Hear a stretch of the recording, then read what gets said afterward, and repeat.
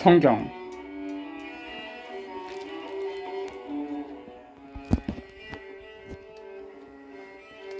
창세기 제11장 바벨탑 1.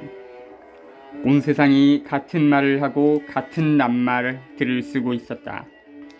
사람들이 동쪽에서 이주해 오다가 시나르 지방에서 한 벌판을 만나 거기에 자리 잡고 살았다. 그들은 서로 말하였다. 자, 벽돌을 빚어 단단히 구워내자. 그리하여 그들은 돌 대신 벽돌을 쓰고 진흙 대신 역청을 쓰게 되었다. 그들은 또 말하였다. 성읍을 세우고 꼭대기가 하늘까지 닿는 탑을 세워 이름을 날리자. 그렇게 해서 우리가 온 땅으로 흩어지지 않게 하자. 그러자 주님께서 내려오시어 사람들이 세운 성읍과 탑을 보시고 말씀하셨다. 보라, 저들은 한결에이고 모두 같은 말을 쓰고 있다. 이것은 그들이 하려는 일의 시작일 뿐. 이제 그들이 하고자 하는 것은 무엇이든 못할 일이 없을 것이다. 자, 우리가 내려가서 그들의 말을 뒤섞어 놓자. 서로 남의 말을 알아듣지 못하게 만들어버리자. 주님께서는 그들을 거기에서 온 땅으로 흩어버리셨다. 그래서 그들은 그 성읍을 세우는 일을 그만두었다. 그리하여 그곳의 이름을 바벨이라 하였다. 주님께서 거기에서 온 땅에 말을 뒤섞어 놓으시고 사람들을 온 땅으로 흩어버리셨기 때문이다. 셈에서 아브라함까지. 셈의 족보는 이러하다.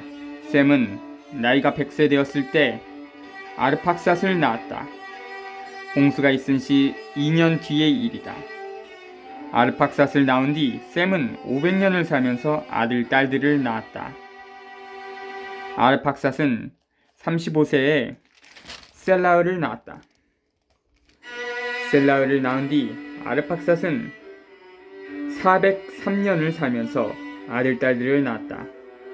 셀라은은 30세에 에베르를 낳았다. 에베르를 낳은 뒤 셀라은은 403년을 살면서 아들, 딸들을 낳았다. 에베르는 34세가 되었을 때 펠렉을 낳았다. 펠렉을 낳은 뒤 에베르는 430년을 살면서 아들, 딸들을 낳았다. 펠렉은 30세 되었을 때 르우를 낳았다. 르우를 낳은 뒤 펠렉은 209년을 살면서 아들, 딸들을 낳았다. 르우는 32세 되었을 때 스룩을 낳았다. 스룩을 낳은 뒤 르우는 207년을 살면서 아들, 딸들을 낳았다. 스룩은 30세 되었을 때 나호르를 낳았다. 나호르를 낳은 뒤 스룩은 200년을 살면서 아들, 딸들을 낳았다. 나호르는 29세 되었을 때 테라를 낳았다. 테라를 낳은 뒤 니호르는 190년을 살면서 아들, 딸들을 낳았다. 테라는 70세 되었을 때 아브람과 나호르와 하란을 낳았다. 테라의 족보는 이러하다. 테라는 아브람과 나호르와 하란을 낳고 하란은 롯을 낳았다.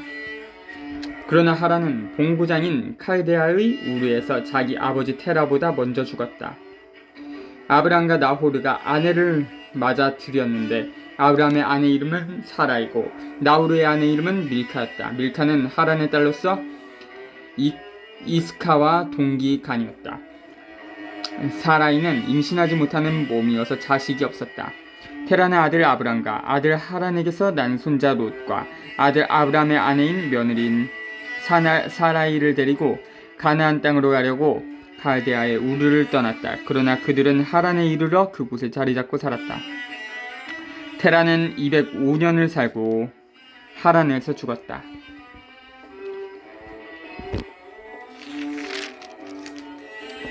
11장 1절부터 9절. 이 대목에서는 다양한 백성과 언어가 생긴 이유에 대한 또 다른 설명을 제시한다. 인류가 여러 백성과 언어로 갈라진 것은 집단의 교만에 대한 벌이라고는 것이다. 인류가 자기네 선조들처럼 창세삼 교만에 빠졌던 것이다. 4절. 바벨은 틀림없이 바빌론 세나아를 떠올리게 한다. 바빌론은 강대국들의 본보기가 된 문명 제국이었다. 바벨은 교만으로 일그러진 구조, 힘없는 사람들을 억누르고 빼앗는 불이한 구조를 낳는 도시의 상징으로서 전시된다. 백성들과 언어들의 재통일은 오순절, 성령감연절, 사도 2가 역사가 마칠 때 이루어질 것이다. 묵시 21에서 22.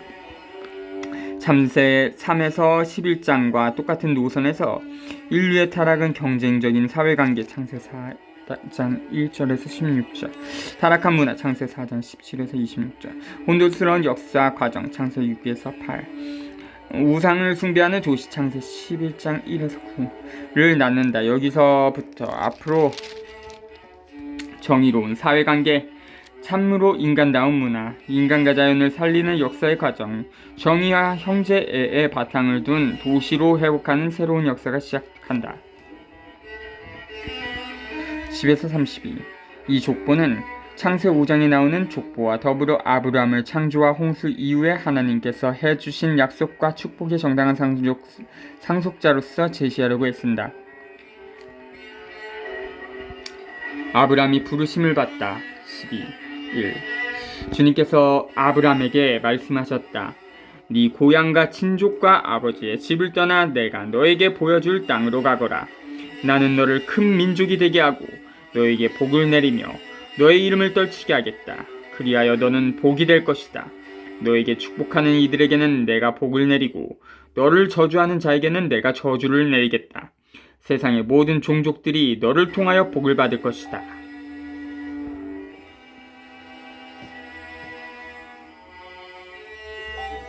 아브람은 주님께서 이르신 대로 길을 떠났다. 롯도 그와 함께 떠났다. 아브람이 하란을 떠날 때 그의 나이는 75살이었다.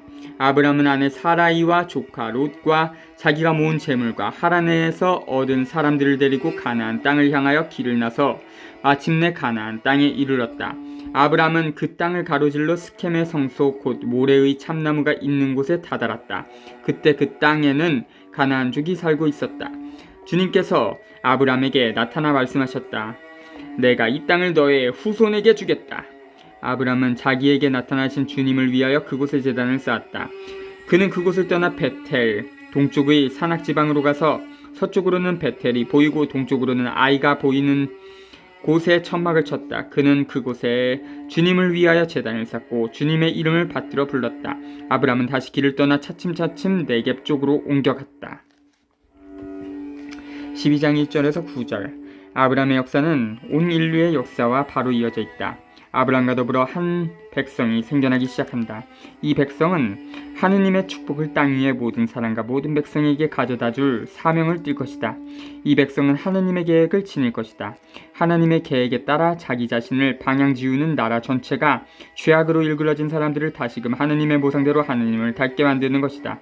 그 길은 믿음으로 시작한다. 아브람은 하느님의 부르심에 귀를 기울이고 계산 없이 위험을 무릅쓴다. 그는 하느님께서 약속하시는 땅을 향하여 곧바로 떠난다. 이는 아브람이 받아들여 지니게 된 그 계획이 인간의 타락과 갈등 속에 구체화한 역사적 계획임을 보여준다. 하나님께서는 아브람에게 무엇을 약속하시는가? 단순히 유목민이면 누구나 열망하는 그런 것이었다. 즉 짐승을 마음 놓고 먹일 수 있는 기름진 땅과 그 짐승을 돌볼 아들, 딸들이었다. 다시 말해서 하나님께서 약속하시는 내용은 인간이 자기 생활에 필요한 것을 확보하기 위하여 열망하는 바로 그것이다. 그렇다면 오늘날 인간에게 가장 필요한 것은 무엇인가? 인간이 필요로 하는 것 안에는 인간의 근원적인 열망이 숨겨져 있고 그 열망 안에는 하나님의 계획이 들어있다.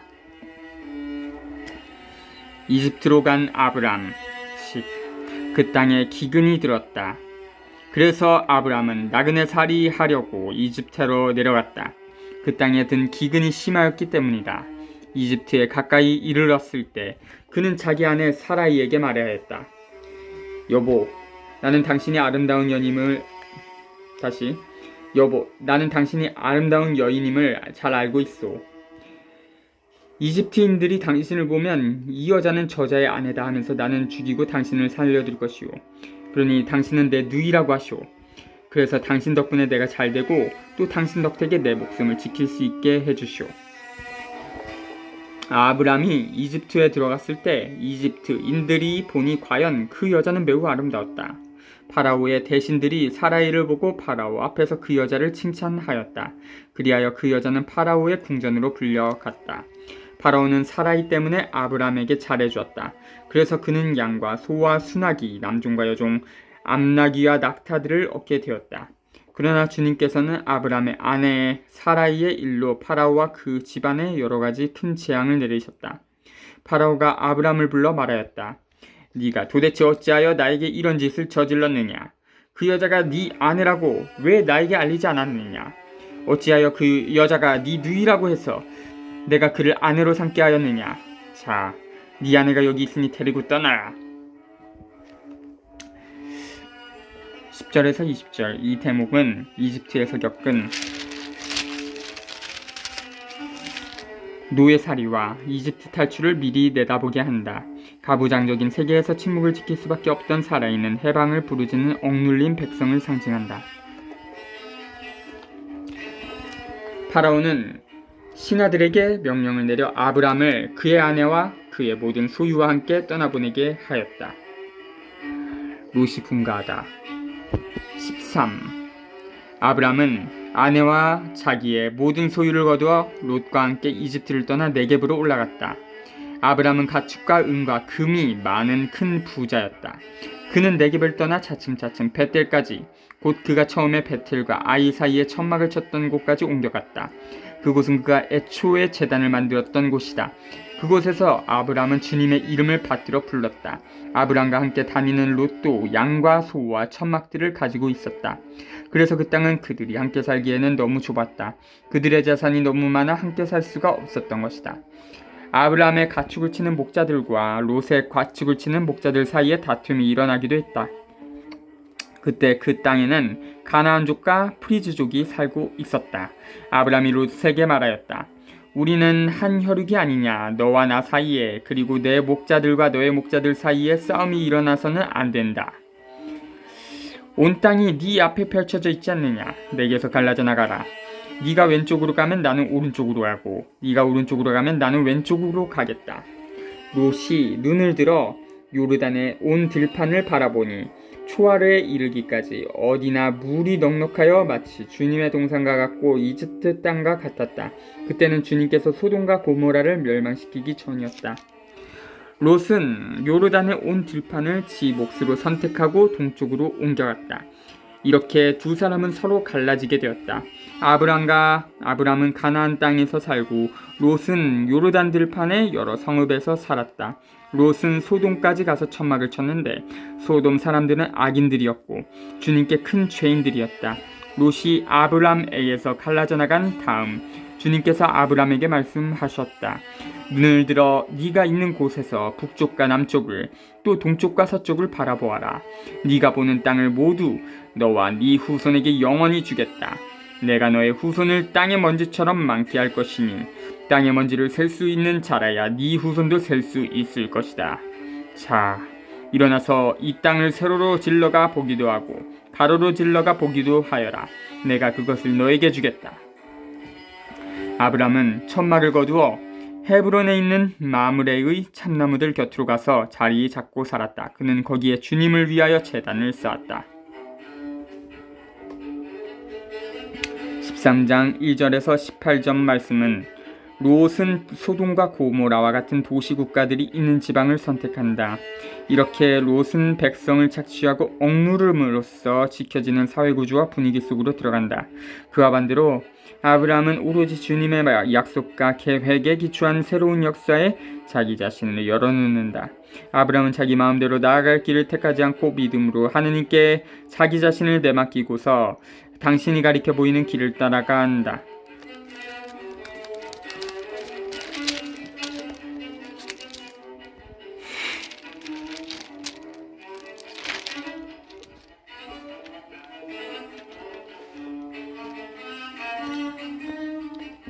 아브람이 롯을 구하다. 제14장 1절 시나르 임금 아므라펠과 엘라사르 임금 아리옥과 엘람 임금 크도르 라오메르와 고임 임금 티드알의 시대였다. 그들은 소돔 임금 베라, 고모라 임금 비르사, 아드마 임금 시납, 치보임 임금 세므 에메르, 벨라 곧 초아르 임금과 전쟁을 벌였다. 이들 다섯 임금은 모두 동맹을 맺고 시틴 골짜기 곧 소금 바다로 모여들었다. 이들은 12년 동안 쿠도르라오메르를 섬기다가 13년째 되는 해에 반란을 일으켰던 것이다. 14년째 되는 해에 크도르라오메르가 자기와 연합한 임금들과 함께 진군해 가서 아스타롯 카르나임에서 라파족을 치고 함에서는 주지족을, 사회 키르야타임에서는 M족을, 그리고 세이르 산악 지방에서는 호르족을 쳐서 광야 언저리에 있는 엘파란까지 이르렀다. 그들은 발길을 돌려 엔 미스팟 곧 카데스로 진군해 가서 아말렉족의 온 땅과 하차촌 타마르에 사는 아모리족까지 쳤다. 그러자 소돔 임금, 고모라 임금, 아드마 임금, 치보임 임금, 벨라, 곧 초아르 임금이 마주 나와 시딘 골짜기에서 그들에 맞서 전열을 가다듬었다. 엘람 임금 크돌라 오메르, 고임 임금 티드알, 시나르 임금 아므라펠, 엘라사르 임금 아리옥, 2대 임금이 5 임금과 맞섰다. 그런데 그 골짜기에는 역청수렁이 많아 소돔 임금과 고모라 임금이 달아나다가 거기에 빠지고 나머지는 산으로 달아났다. 그러자 적군들이 소돔과 고모라에 있는 모든 재물과 양식을 가지고 가버렸다. 그들은 또한 소돔에 살고 있던 아브람의 조카 롯을 잡아가고 그의 재물도 가지고 가버렸다. 그곳에서 도망쳐 나온 사람 하나가 히브리인 아브람에게 와서 그 일을 알렸다. 아브람은 그때 아모리족 마므레의 참나무들 곁에 머물고 있었다. 마므레는 에스콜과 형제간이었고 아네르와도 형제간이었는데 이들은 아브람과 동맹을 맺은 사람들이었다. 아브람은 자기 조카가 잡혀갔다는 소식을 듣고 자기 집에서 태어나서 훈련받은 장정 318명을 불러 모아 단까지 쫓아갔다. 아브람과 그의 종들은 여러 패로 나뉘어 밤에 그들을 치고 다마스쿠스 북쪽에 있는 호바까지 쫓아갔다. 그는 모든 재물을 도로 가져오고 그의 조카 롯과 그의 재물과 함께 부녀자들과 다른 사람들도 도로 데려왔다. 14장 1절부터 16절. 주님께서는 아브람에게 땅을 주겠다고 약속하셨다. 4명의 왕에게 맞서 진을 치고 있는 아브람은 주님께서 자기에게 명령하신 대로 팔레스타인을 북쪽에서 남쪽으로 그리고 서쪽에서 동쪽으로 가서 살펴보게 된다. 13장 7절. 팔레스타인은 주님께서 당신 백성을 위하여 마련하신 땅으로서 다윗 시대에 정복하게 될 것이다. 이 대목에서는 아브람을 전사로 만듦으로써 약속된 땅이 하느님의 선물임을 강조하고자 한다. 또한 그 땅이 하느님의 선물일지라도 그 선물을 받는데 인간의 노력과 동참이 없어서는 안 된다는 것을 강조하고자 한다. 과연 백성은 그 땅을 정복하기 위하여 싸워야 할 것이다. 하나님께서는 인간과 인류에게 당신 선물을 베푸시지만 인간과 인류는 스스로 노력을 기울일 때에만 그 선물을 받을 수가 있다. 아브람과 멜키체덱. 17. 아브람이 크도르라오메르와 그와 연합한 임금들을 치고 돌아오자 소돔 임금이 사회 골짜기 곧 임금 골짜기로 그를 마중 나왔다. 살렘 임금 멜키체덱도 빵과 포도주를 가지고 나왔다. 그는 지극히 높으신 하느님의 사제였다. 그는 아브람에게 축복하며 이렇게 말하였다. 하늘과 땅을 지으신 분, 지극히 높으신 하느님께 아브람은 복을 받으리라. 적들을 그대 손에 넘겨주신 분, 지극히 높으신 하느님께서는 찬미받으소서. 아브람은 그 모든 것은 10분의 1을 그에게 주었다. 소돔 임금이 아브람에게 사람들은 나에게 돌려주고 재물은 그대가 가지시오 하고 말하자 아브람이 소돔 임금에게 대답하였다. 하늘과 땅을 지으신 분이시며 지극히 높으신 하느님이신 주님께 내 손을 들어 맹세하고 시로라기 하나라도 신발끈 하나라도 그대의 것은 아무것도 가지지 않겠소. 그러니 그대는 내가 아브람을 부자로 만들었다고 말할 수 없을 것이오. 나는 아무것도 필요 없어. 다만 젊은이들이 먹은 것을 빼고 나와 함께 갔던 사람들 곧 아네르와 에스콜과 마므레만은 저희의 몫을 가지게 해주시오.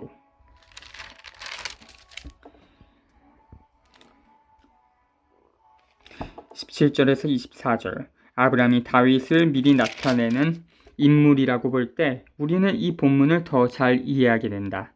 다윗은 영토를 모두 정복한 다음에 살렘을 다스리던 사제 왕조와 동맹을 맺는다. 다윗은 예루살렘을 백성의 정치와 종교의 중심지로 삼았지만 종교적 역할과 임무를 계속 맡은 자들은 사독 사제들의 후예였다. 사독 사제들이라고 하면 멜키세덱, 사독은 정의로운 분, 멜키세덱은 나의 왕은 정의로우신 분이시다. 의 이름을 떠오르게 한다. 아브람과 소돔왕의 합의는 백성을 억누르고 불을 쌓는 데 관심이 없는 정치 권력을 생각하게 한다. 아브람은 자기 동료들에게 속한 부분만을 받아들임으로써 정의를 실천하는 모범을 보여준다. 각 사람은 자기에게 꼭 필요한 것을 차지할 권리를 가지고 있다. 자주